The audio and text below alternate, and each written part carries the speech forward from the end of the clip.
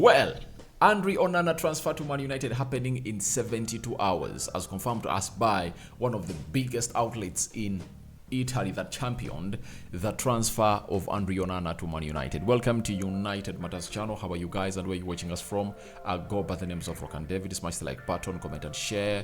If at all you're watching us for the very first time, and never to subscribe to this channel so as not to miss out on stories that we do upload in here on a daily. Now, smash the like button close to 400 times and don't forget to subscribe to this channel so that we hit 15,000 subscribers before the end of this month. And Andre Onana is the talk of town, and this episode we're going to reveal to you what his personal terms are, as in the contract he's going to sign with Man United that they agreed upon last week when he was in Ajax, and obviously things are really going to happen on as called upon by the agents of Andre Onana. We are talking Facundo Pellistri, a possible move to the Dutch league. There for you, a ditch that Erik ten Hag believes in a lot as far as its technicality is really concerned, though some of us would have loved to see him play into the Prem. And lastly, let's do something concerning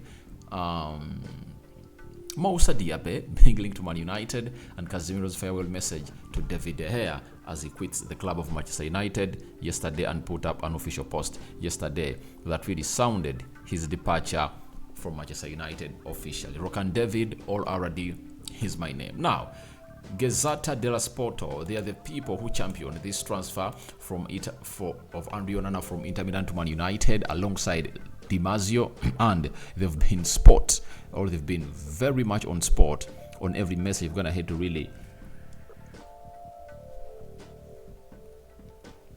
sorry about that.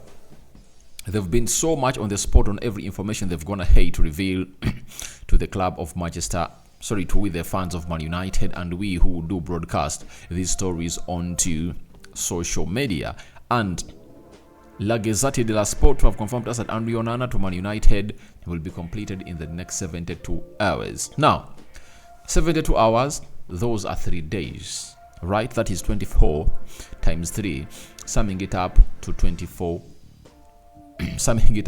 72 hours. Those are 3 days that United is going to take to complete the deal of Andre Onana from Inter Milan to the English Premier League best side. Now, is this all possible? I really believe it's possible, because even Fabrizio Romano has gone ahead and obviously confirmed to us that Manchester United are not negotiating for any other first choice goalkeeper than Andre Onana at this stage. Contacts took place with 3 candidates, but nothing advanced. All in standby since Wednesday, as Ten Hag only wants Onana. Deal expected to be done and sealed next week. So, talking of next week, it falls into the 24 hours that have gone ahead to be revealed to us by Gazzetta dello Sport coming in from Italy, and it is really close because United's second bid was rejected of 50 million euros. That is 45 million euros upfront fee plus 5 million euros of add-ons. It was rejected by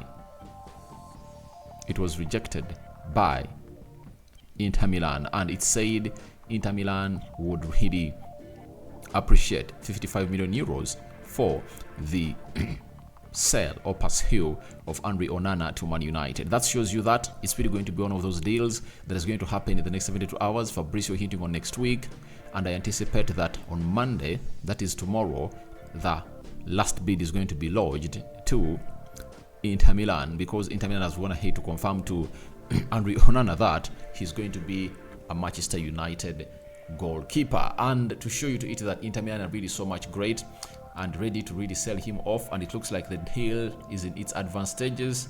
They've gone ahead to obviously open up talks with Jan Sommer, Bayern Munich goalkeeper, 5 million euros, and there is another goalkeeper they can get at 5 million euros, meaning that they are going to spend 10 million euros on 2 goalkeepers and get them in, making a profit of close to 40 million euros as they got in this player on a free, that is Andre Onana. So that is what is anticipated for the goalkeeping department of Man United, that Andre Onana is going to be a done deal before the end of next week. And it's really confirmed to us that Monday and Tuesday might be the duration that might take for Andre Onana to cross from Italian Serie A to the Premier League. And remember, on Wednesday we are going to be playing our first game, that is against Leeds in the preseason, and you anticipate that Andre Onana is not going to be part of the team. That is it, unless otherwise he's unveiled as a United player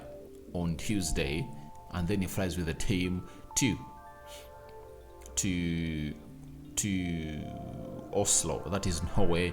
That's where they're going to play from. But if at all he doesn't really get that out of the way, that means he'll play his first game for United when you're playing against Lyon in Glasgow in Scotland. I think that's going to be around is it 17th? Yeah, that's it. So Andre Onana deal is happening in 72 hours, and obviously personal terms have gone ahead to be agreed between him and Man United. And what are the personal terms like between Andre Onana and Man United? Obviously, Alfredo Pedula, who works for TV Della Sporto, has gone ahead and confirmed us that Onana has set up his agreement with United, a 5-year contract worth 6.5 to 7 million euros per year, plus bonuses per season. The final agreement between the clubs will come soon. So it's all about a 5-year contract, meaning that it's going to be 4 years with a further option of 1 year and 7 million euros per year. That is what Andre Onana is set to obviously go ahead and obviously earn at Man United, meaning that every week Andre Onana is going to be earning close to £135,000 a week. That is it, that Andre Onana is going to be earning from Man United as far as his salary. And remember, he has been earning close to is it £50,000 a week, 50,000 euros a week at Inter Milan, and at United is going to be earning close to 135,000 euros a week, meaning that times 2, they've gone ahead to multiply his salary and obviously add on some other 30 or 40,000 million euros to see to it that he really gets to United. So that's a very good deal for Andre Onana, and it's happening as soon as possible. And tomorrow I'm expecting United to really make its first bid for Andre Onana. Another story that has been revealed to us by Adrian Kajumba is that Moussa Diaby has attracted interest from Man United. Obviously, attracting interest does not mean that you're going to sign him, as Ten Hag has lots of options to come in through and obviously do the job or get the job over the line. As far as this deal is concerned, Moussa Diaby is one of those that have gone ahead to obviously put themselves in a position of being so much on form at Bayern Leverkusen. But United aren't the only ones that are really interested in the player, but even other teams are obviously pushing to get the player in. Is linked to Arsenal, Newcastle, PSG are also interested in signing the player. But to me, this is a farce. I don't see Erik Ten Hag coming in through and going in for a player who is going to cost £65 million, because that's the amount of money that Bayern Leverkusen are calling in for Moussa Diaby. And to my understanding, Erik Ten Hag has a left-footed right attacking midfielder in Anthony and Amad Diallo. There is also Jadon Sancho, who can play as a right attacking midfielder. Then when you look at the coming in of Mason Mount, that means he is going to shift Bruno Fernandes or Mason Mount to the right attacking side of the midfield, meaning that there is no space for this guy to play part in the season of Man United, because Ten Hag wants 2 center forwards and he's only going to get 1 if at all goes well as planned. So to get £65 million and spend it on Moussa Diaby is one of those things